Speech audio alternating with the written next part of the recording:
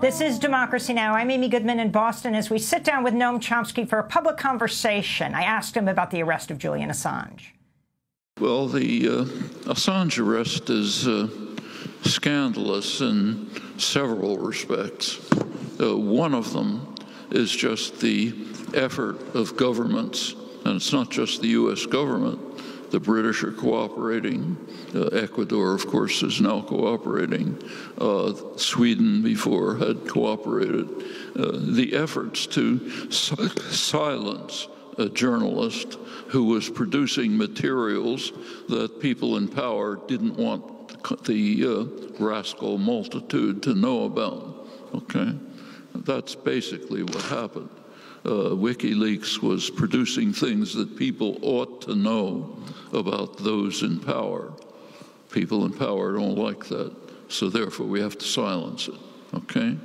This is the kind of thing, the kind of scandal that takes place, unfortunately, over and over. To take another example, right next door to Ecuador, in Brazil, where the developments that have gone on are extremely important. This is the most important country in Latin America, one of the most important in the world. Under the Lula government, early in this millennium, Brazil was maybe the most respected country in the world. It was the voice for the global South under the leadership of Lula da Silva. Notice what happened. There was a coup, soft coup, to eliminate the nefarious effects of the Labor Party, the Workers' Party. These are described by the World Bank, not me, the World Bank, as the golden decade in Brazil's history, with radical reduction of poverty, massive extension of inclusion of marginalized populations, large parts of the population, Afro-Brazilian, indigenous, who were brought into the society, a sense of dignity and hope for the population. That couldn't be tolerated. After Lula's after he left office, kind of a soft coup take place. I won't go through the details, but the last move, last September, was to take the Lula da Silva, the most popular figure in Brazil, who was almost certain to win the forthcoming election, put him in jail, solitary confinement, essentially a death sentence, 25 years in jail, banned from reading press or books, and crucially barred from making a public statement, unlike mass murderers on death row. This in order to silence the person who was likely to win the election. He's the most important political prisoner in the world. Do you hear anything about it? Well, Assange is a similar case. We've got to silence this voice. You go back to history, some of you may recall when Mussolini's fascist government put Antonio Gramsci in jail.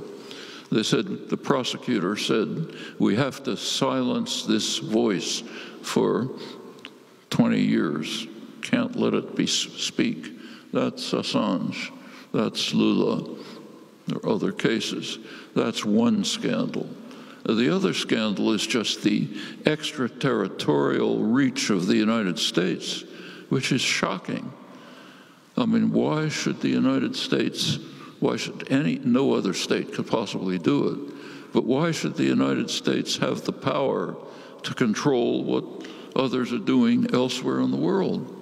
I mean, it's an outlandish situation. It goes on all the time. We never even notice it. At least there's no comment on it. Take the trade agreements with China. Okay, what are the trade agreements about? They're an effort to prevent China's economic development. It's exactly what they are. China has a development model. The Trump administration doesn't like it, so therefore let's undermine it. Ask yourself, what would happen if China did not observe the rules that the United States is trying to impose? China, for example, when Boeing or Microsoft, some other major company invest in China, China wants to have some control over the nature of the investment. They want some degree of technology transfer. They should gain something from the technology. Is there something wrong with that? That's how the United States developed, stealing technology, what we call stealing technology from England. It's how England developed, taking technology from more advanced countries, India, the Low Countries, even Ireland. That's how every developed country has reached the stage of advanced development.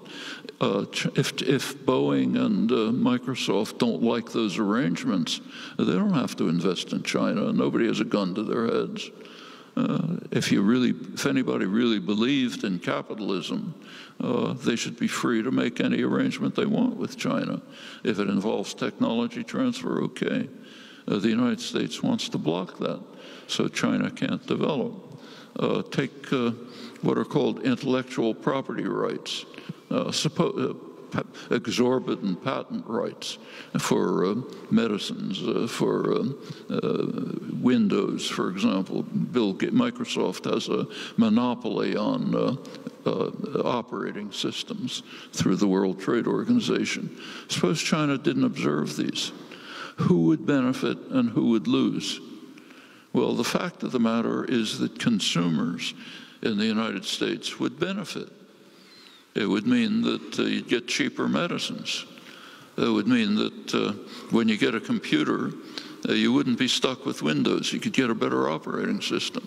Bill Gates would have a little less money. The pharmaceutical corporations wouldn't be as super rich as they are, a little less rich, but the consumers would benefit. Is there something wrong with that? Is there a problem with that? Well, you might ask yourself, what lies behind all of these discussions and negotiations? This is true across the board. Almost any issue you pick, you can ask yourself, why is this accepted?